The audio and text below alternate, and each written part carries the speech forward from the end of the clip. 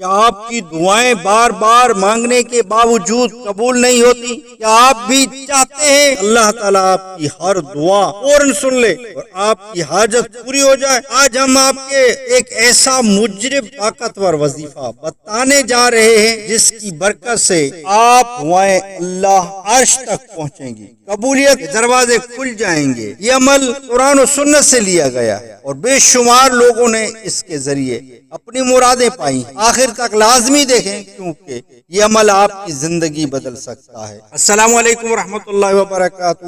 دوستو، دنیا کا سب سے بڑا سہارا اور سب سے بڑی طاقت دعا ہے۔ دعا مومن کا ہتھیار ہے، دعا عبادت کا مغز ہے اور یہ دل کی کیفیت کو اللہ کے سامنے رکھنے کا بہترین ذریعہ ہے۔ لیکن اکثر لوگ شکایت کرتے ہیں کہ ہم دعا کرتے ہیں مگر قبول نہیں ہوتی۔ یاد رکھیں، دعا کے کچھ اصول ہیں، کچھ ادب ہیں، کچھ خاص اعمال ہیں جن کے ذریعے دعائیں قبول ہوتی ہیں۔ آج کی ویڈیو میں ہم آپ کو ایک خاص قرآنی وظیفہ بتانے گے جو ہر دعا کو قبول کرنے کا ذریعہ بنے۔ اگر آپ کا یہ عمل اخلاص کے ساتھ کریں گے تو انشاءاللہ تعالی ہر دعا اللہ کے حکم سے۔ دعا کی اہمیت، فضیلت۔ قرآن و حدیث میں دعا کی اہمیت کا ذکر۔ حدیث: الدعاء مخل العبادت، دعا عبادت کا مغز ہے۔ دعا کا تعلق ایمان اور یقین سے جڑا ہے۔ دعا قبول ہونے میں تاخیر کیوں ہوتی ہے؟ گناہوں کی وجہ سے دعا میں تاخیر ہوتی ہے، بے صبری کی وجہ سے بھی۔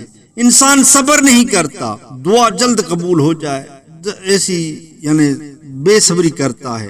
دعا کے آداب کو نظر انداز کرنے کی وجہ سے، رزق حلال نہ ہونے کی وجہ سے۔ اگر ہم رزق کے حلال نہ کھائیں گے، حرام غذا پیٹ میں ہوگی تو دعائیں کیسے قبول ہوں گی؟ دعا کے آداب: وضو کے ساتھ دعا کرنا، باوضو ہو کر دعا کریں، اس سے بھی دعائیں قبول ہوتی ہیں۔ قبلے رخ بیٹھنا، اس سے بھی دعائیں قبول ہوتی ہیں۔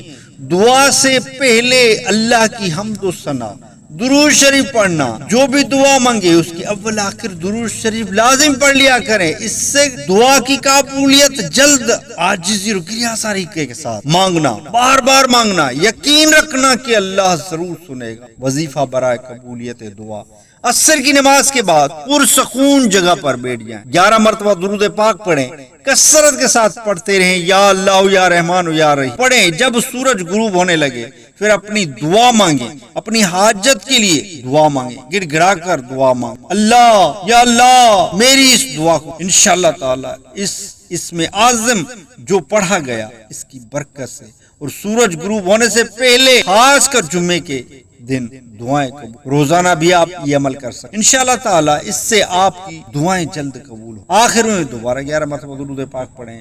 یہ عمل 7 دن مسلسل کریں، انشاءاللہ تعالی جو بھی دعا مانگیں گے اللہ قبول فرمائے۔ بہت ہی زبردست بہترین عمل ہے، اس کو کریں۔